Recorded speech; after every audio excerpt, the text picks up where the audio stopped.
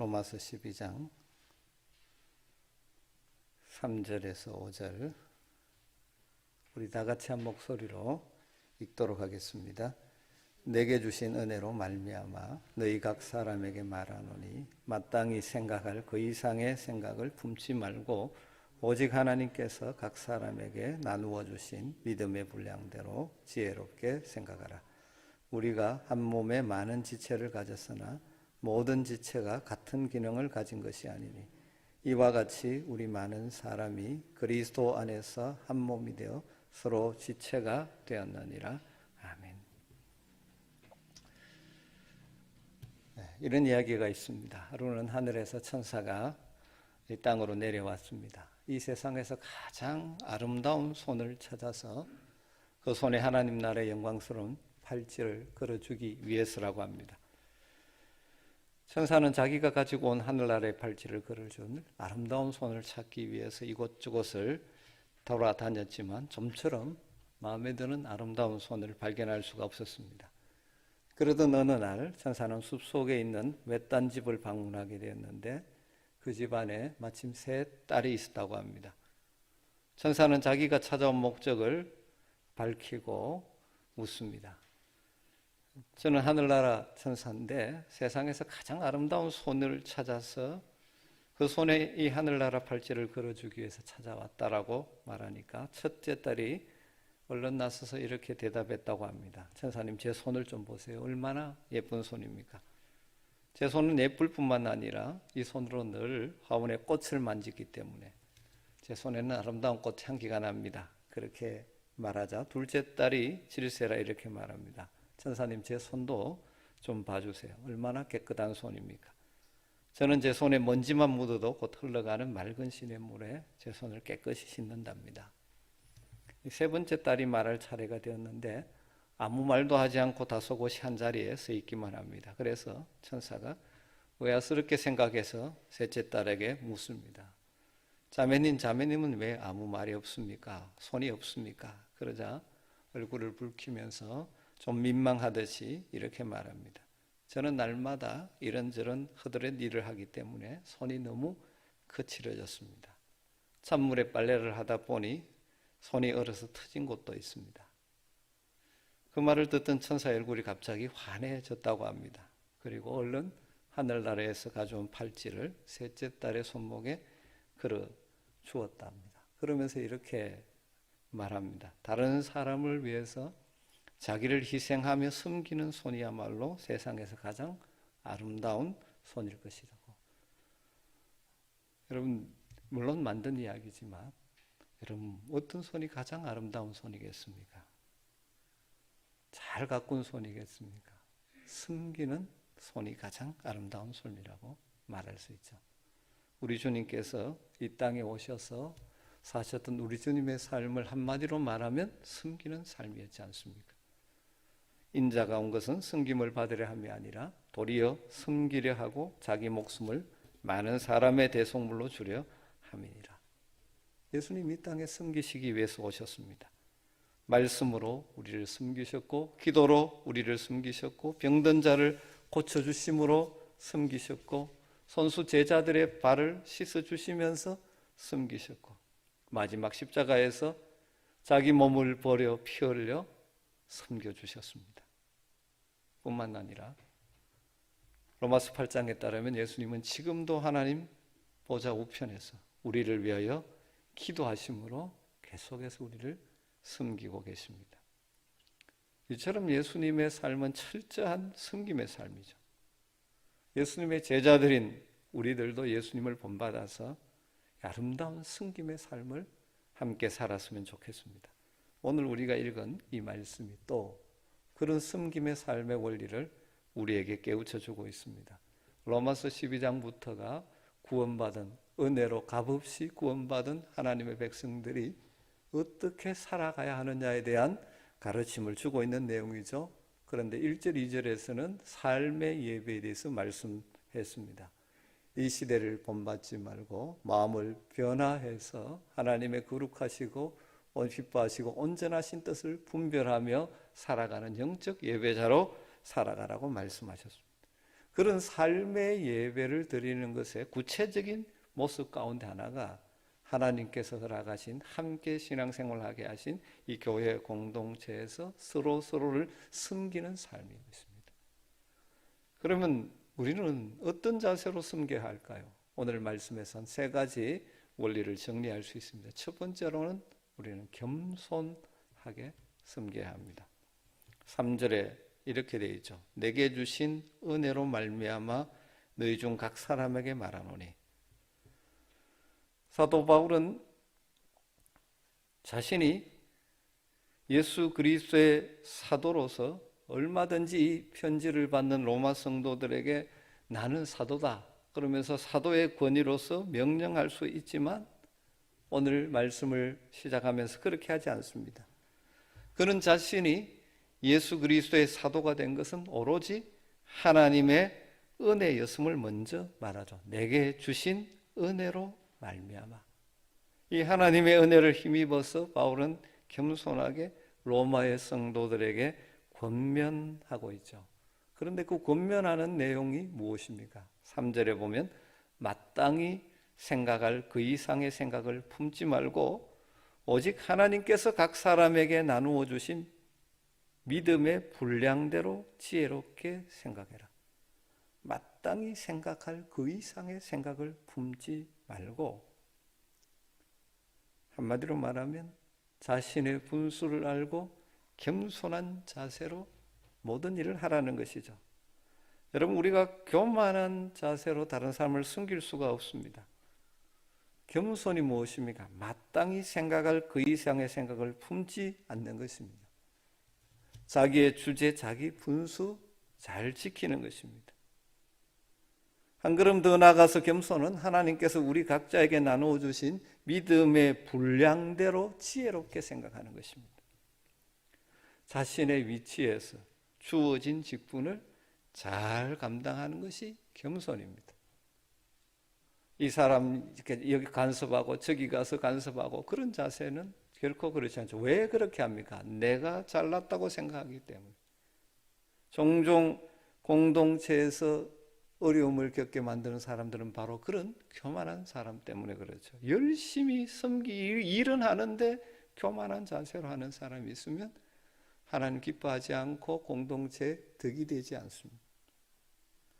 겸손한 자세로 섬기는 사람은 결코 자신과 다른 사람을 비교하려고 하지 않습니다. 그렇게 비교하지 않으면 속 상할 일도 이유도 없고 상처받을 이유도 없습니다. 각자 자신에게 주어진 믿음의 분량대로 자신의 섬김을 겸손하게 감당하는 것이 하나님의 공동체에서 아름다운 섬김, 하나님이 받으시는 섬김, 교회와 성도를 세우는 섬김이라는 사실입니다. 사랑하는 성도 여러분, 다 하나님 주신 은사를 따라 우리가 교회를 섬길 텐데 이 겸손한 마음으로 자신의 생각할 이상을 품지 않고 믿음의 분량대로 지혜롭게 섬기시는, 그래서 하나님께서 인정하시는 복된 성도들이 되시기를 주의 이름으로 축복합니다.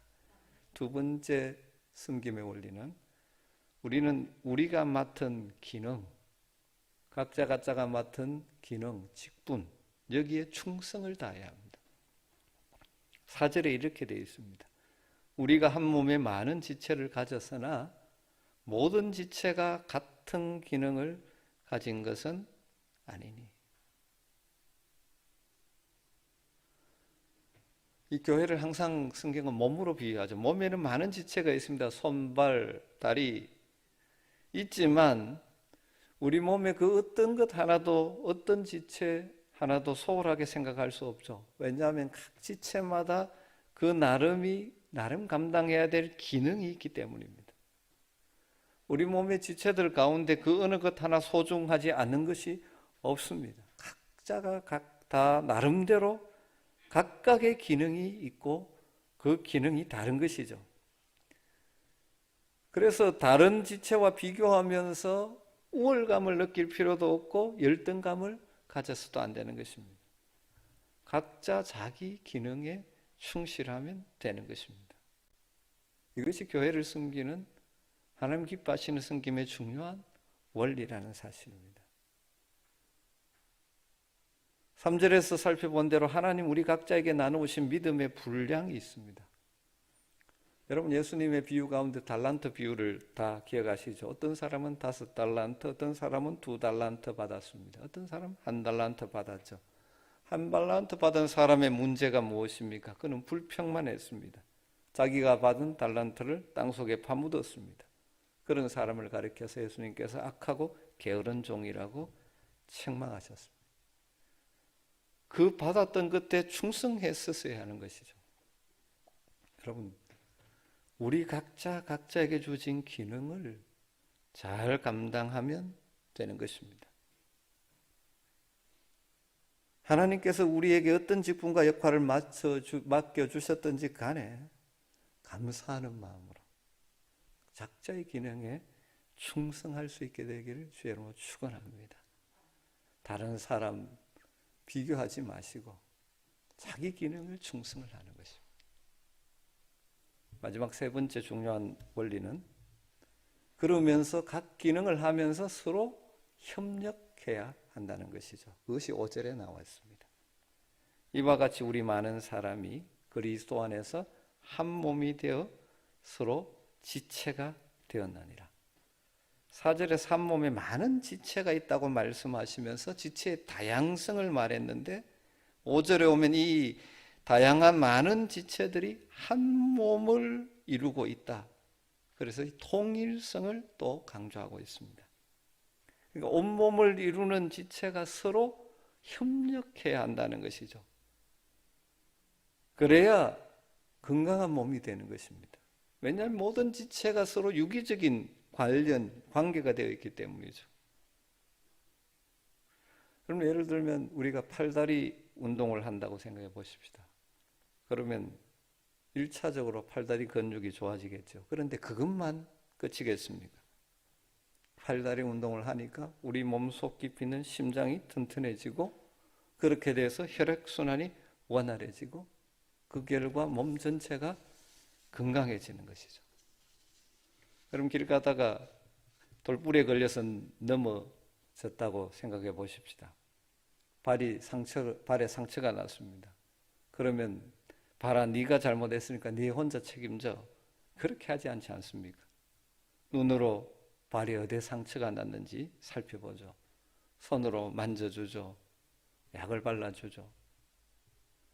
여러분, 이처럼 몸속에 다양한 지체가 있듯이 교회 안에 우리가 맡은 기능들이 다 다르지만 이것을 서로 협력해서 한 몸을 이루어가는 것입니다. 그래서 우리는 영적인 의미 서로 연결되어 있기 때문에 신앙의 건강한 성장을 위해서 우리는 서로 연결되어 있어야 됩니다. 이 몸에서 벗어나서는 안 되는 것이죠. 이 교회가 그리스도의 몸으로 비유하고 우리 각자가 몸의 지체라고 성경은 말합니다. 여러분, 교회 공동체 안에서 늘 연결되어 있어야 됩니다. 연결되어서 서로의 교제가 있어야 되는 것이죠. 물론 머리 대신 주님과의 교제가 있어야 됩니다. 그러나 그 외 모든 지체 간에 서로 협력함으로 각자의 기능을 감당할 때 건강한 교회가 되고, 그럴 때 우리 모두 다가 그 풍성한 그 결과로 복을 누리게 되는 것이죠. 우리는 그리스도의 몸입니다. 몸된 교회의 지체를 이루는 자들입니다. 여러분, 서로를 사랑하는 마음으로 협력해서 각자에게 주어진 직분을 다 잘 감당하는, 그래서 몸된 교회를 든든히 세워가는데 쓰임받는 여러분 되시기를 주의 이름으로 축원합니다. 숨기며 사는 것이 가장 복 있는 인생입니다. 오늘 말씀에 세 가지 숨김의 원리가 나와 있었죠. 첫 번째는 무엇입니까? 겸손하게 섬겨야 된다. 자기의 분량을 지켜서. 두 번째는 각자의 기능이 다 있다.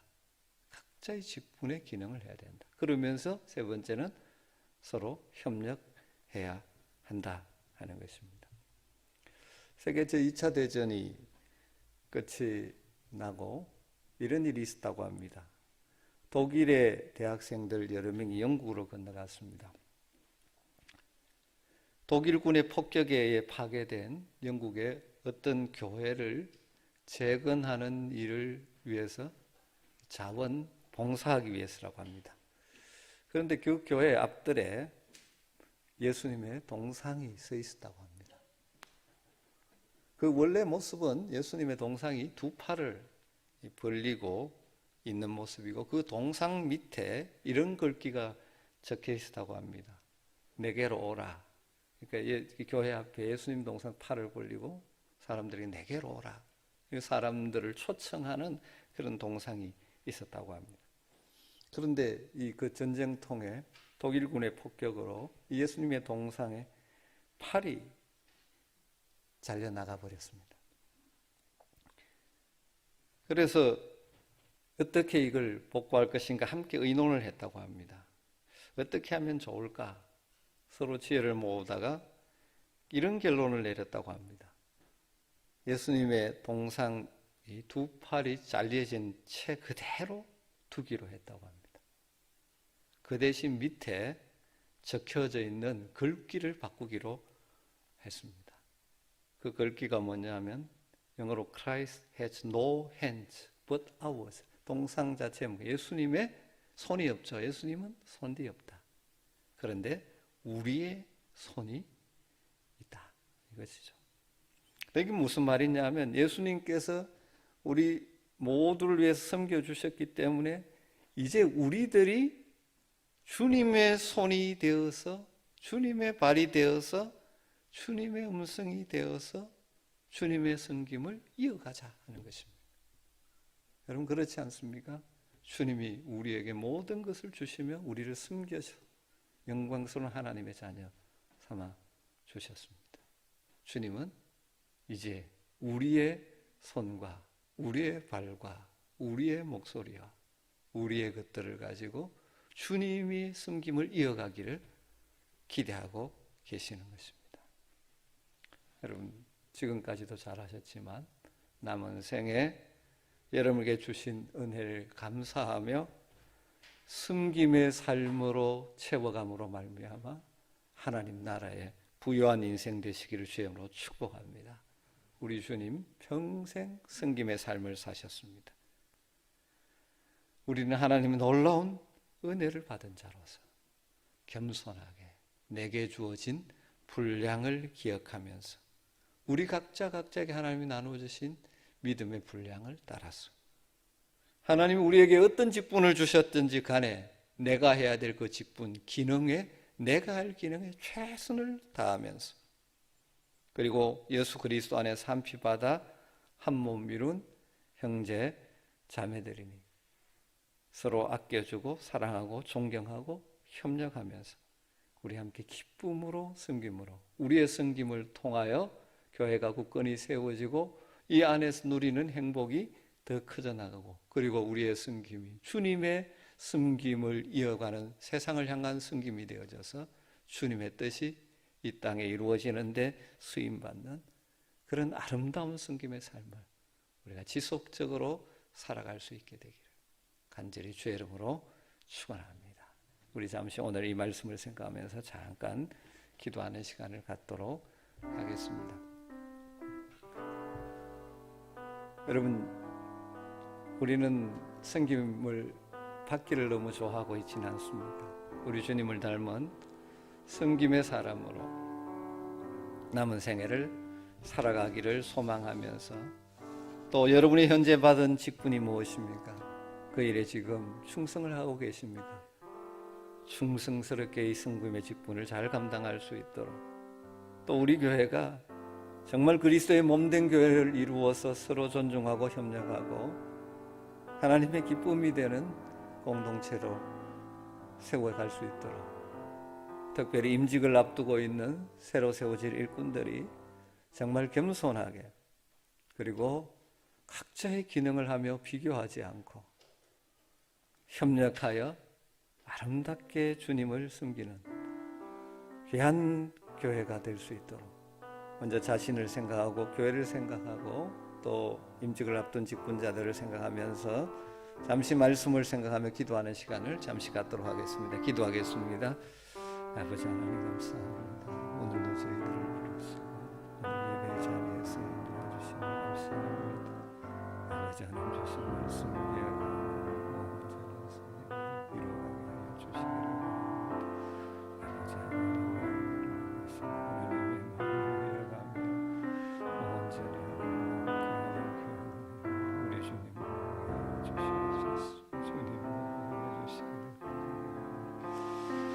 주님 우리에게 주신 은혜를 따라 주를 섬기며 주의 영광을 입히도록 주시고 우리가 이런 성금의 일꾼들이 많이 주시기를 원하옵니다. 주님 우리를 사시고 주시고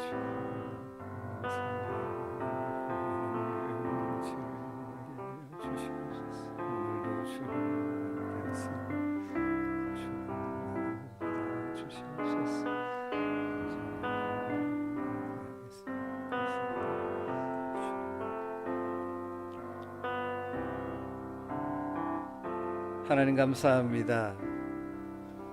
오늘도 하나님을 예배하는 자리에 올라와서 말씀 듣고 말씀 붙들고 기도합니다.